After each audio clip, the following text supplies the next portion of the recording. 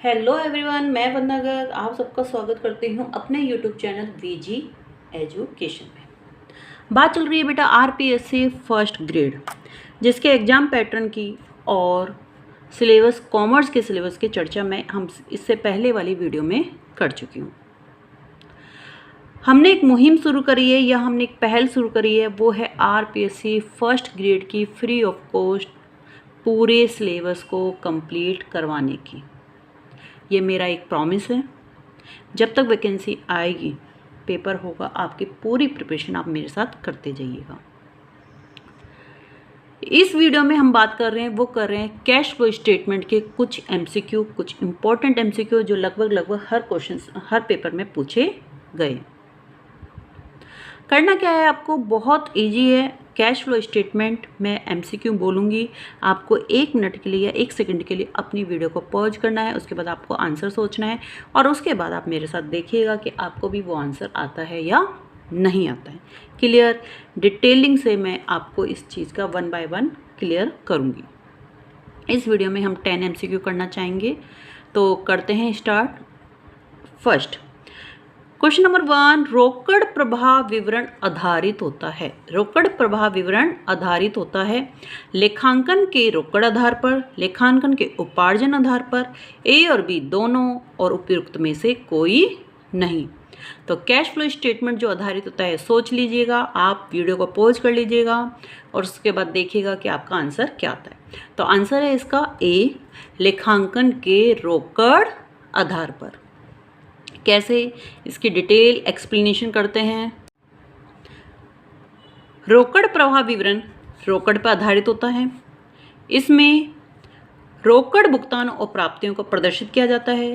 रोकड़ प्रवाह विवरण हेतु रोकड़ से आशय रोकड़ कोषों से लिया जाता है और जिसमें cash in hand, cash at bank और कैश इक्विवेलेंट शामिल है। और ये सारे नोट्स में मैंने आपको इससे पहले वाली वीडियो में बताया हुआ है, सब कुछ मैंने अपलोड किया है, ठीक है जी। इससे पहले वाली आप वीडियो देख लीजिएगा। चलते हैं क्वेश्चन नंबर 2 की तरफ। Question number 2, cash flow statement किस लेखा मानक के अनुसार तैयार किया जाता है। दोबारा सुन लीजिए, कैश फ्लो स्टेटमेंट किस अकाउंटिंग स्टैंडर्ड के अनुसार तैयार किया जाता है। किसके अनुसार तैयार किया जाता है, लेखा मानक 3 के अनुसार। किसके अनुसार, लेखा मानक 3 के अनुसार। क्लियर। क्वेश्चन नंबर 3, वित्तीय कंपनी की दशा में प्राप्त ब्याज किस गतिविधि में दर्शाया जाएगा। दोबारा सुनिए, वित्तीय कंपनी यानी कि आपकी फाइनेंसिंग एक्टिविटी है, तो उसमें प्राप्त ब्याज किस एक्टिविटी में दर्शाया जाएगा। बच्चे, आपका कार्य क्या है, वित्तीय कंपनी यानी कि फाइनेंसिंग कंपनी है, आप पैसे का लेन देन करते हो, तो जो आपका ब्याज भी प्राप्त होगा वो आपकी क्या है, बिजनेस की क्रिया है, आपकी ऑपरेटिंग एक्टिविटी है। और ऑपरेटिंग एक्टिविटी जो आएगी वो आपकी, तो इसलिए प्राप्त ब्याज जो होगा वो आपकी संचालन क्रिया से रोकड़ प्रवाह यानी कि ऑप्शन नंबर ए, क्योंकि आपका वो कार्य है, संचालन क्रिया से रोकड़ प्रवाह में शामिल होगा। अगर आपकी वित्तीय कंपनी नहीं होती, गैर वित्तीय कंपनी होती, तो बच्चे ये इन्वेस्टिंग एक्टिविटी में आता, क्योंकि आपने कहीं पैसा लगाया हुआ है और आपको ब्याज प्राप्त हुआ है, तो वो कौन सी एक्टिविटी में आता, इन्वेस्टिंग एक्टिविटी में। क्लियर। चलते हैं क्वेश्चन नंबर 4 की तरफ। कंपनी को प्राप्त ब्याज रोकड़ प्रवाह विवरण में किस गतिविधि में शामिल किया जाएगा। आपको इंटरेस्ट रिसीव हुआ है, वो आप कौन सी एक्टिविटी में लेंगे, ऑपरेटिंग में, इन्वेस्टिंग में या फाइनेंसिंग में।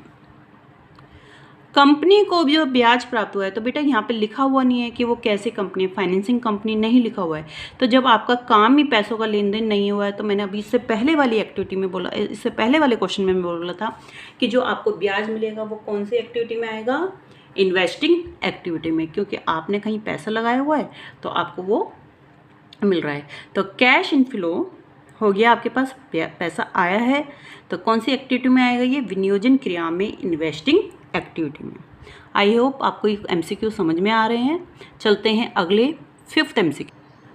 क्वेश्चन नंबर 5, निम्नलिखित में से रोकड़ और रोकड़ समतुल्य कैश एंड कैश इक्विवेलेंट राशियों में सम्मिलित नहीं की जाती।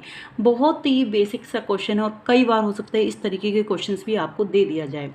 Bank, cash, marketable securities and rent receive. कोई भी बच्चा आराम से बता सकता है रेंट रिसीव। बेटा बैंक और कैश ये कैश में आएंगे और जो मार्केटेबल सिक्योरिटीज है वो आपका कैश इक्विवेलेंट में आएगा। समझ में आ गया? क्लियर? चलते हैं अगले एमसीक्यू पर, नंबर 6। कैश फ्लो स्टेटमेंट रोकड़ प्रवाह विवरण प्रदर्शित करता है कार्यशील पूंजी का शेष, रोकड़ की प्राप्ति कहाँ से हुई और उसका भुगतान कहाँ किया गया है, कार्यशील पूंजी तथा रोकड़ शेष में अंतर या उपयुक्त में से कोई नहीं।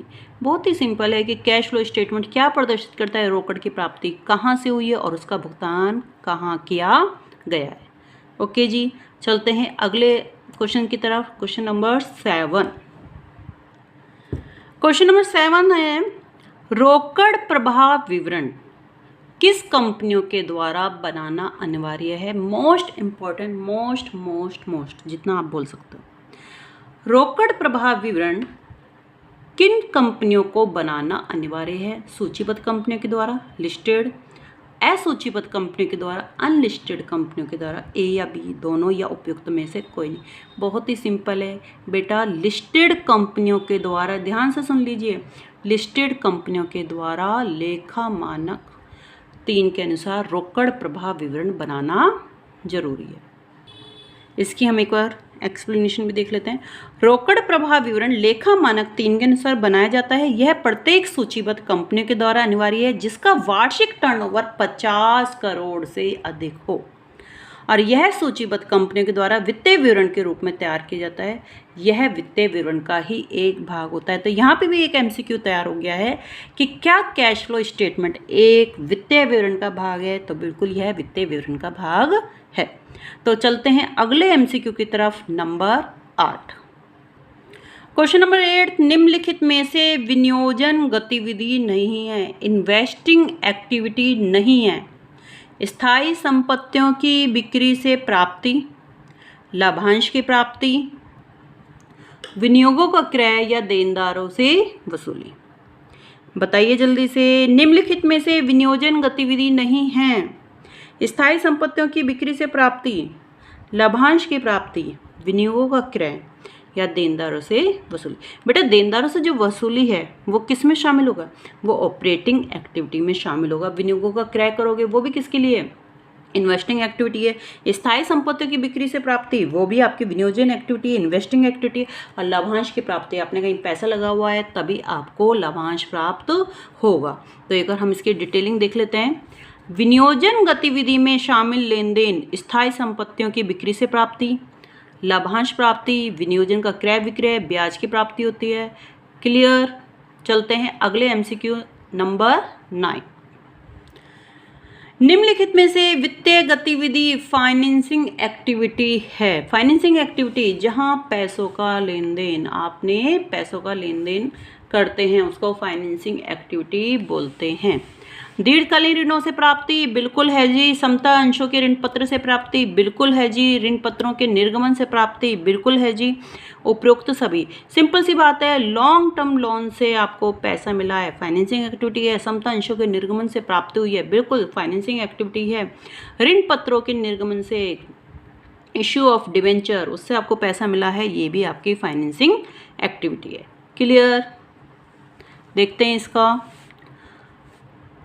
कोई भी आपका शेयर, जिससे भी आपने पैसा लिया है, प्रेफरेंस शेयर हो, चाहे आपका इक्विटी शेयर हो, चाहे आपने डिवेंचर, किसी के भी इशू से आपको जो भी पैसा मिला है वो फाइनेंसिंग एक्टिविटी से आएगा।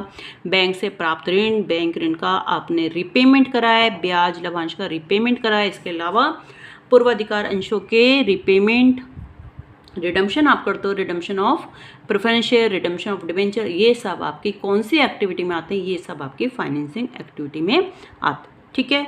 अच्छा, एक और बात इस बीच में मैं बताऊंगी। आपके पास 2 बात आई हैं बेटा, एक डिविडेंड रिसीव, एक डिविडेंड पेड। तो डिविडेंड जो पेड होता है बेटा वो आता है आपका फाइनेंसिंग एक्टिविटी में और डिविडेंड रिसीव आएगा वो आएगा आपकी इन्वेस्टिंग एक्टिविटी में। इसी तरीके से इंटरेस्ट रिसीव और इंटरेस्ट पेड, पेड जब हमने किसी का पैसा ले रखा होगा तभी तो हम इंटरेस्ट पे करेंगे, फाइनेंसिंग एक्टिविटी। इंटरेस्ट रिसीव कब होएगा, जब हमने कहीं पे पैसा लगा रखा होगा, इन्वेस्ट कर रखा होगा, उसको बोलोगे इन्वेस्टिंग एक्टिविटी। क्लियर। चलते हैं अगला एमसीक्यू लास्ट आज के लिए, नंबर 10। नंबर 10, लेखा मानक 3 के अनुसार चुकाया गया कर शामिल होगा। लेखा मानक 3 के अनुसार चुकाया कर शामिल होगा संचालन क्रिया में, वित्तीय क्रियाओं में, विनियोजन क्रियाओं में या उपरोक्त में से कोई नहीं। ऑपरेटिंग एक्टिविटी में, फाइनेंसिंग एक्टिविटी में, इन्वेस्टिंग एक्टिविटी में या किसी में भी नहीं। तो देखते हैं लेखा मानक 3 के अनुसार बच्चे चुकाया गया कर संचालन क्रियाओं में शामिल होगा। यह कैश आउटफ्लो होता है क्योंकि चुकाया गया कर पैसा बाहर गया, सिंपल सी बात है। ठीक है, तो यहाँ हमने आज जो बात करी है, आज हमने बात करी है 10 एमसीक्यू। ये वो एमसीक्यू हैं जो लगभग सभी क्वेश्चंस सभी पेपर में पूछे गए। ठीक है, इसके बाद बेटा 10 एमसीक्यू मैं फिर अगली वीडियो में कराऊंगी। इस तरीके से हम इसको चलाते जाएंगे। बाकी थ्योरी पार्ट्स की मैं अलग वीडियो बना रही हूँ और एमसीक्यू पार्ट्स की अलग वीडियो। आप मेरी वीडियो को शेयर करना ना भूलिएगा। तब तक के लिए goodbye, take care, have a nice day.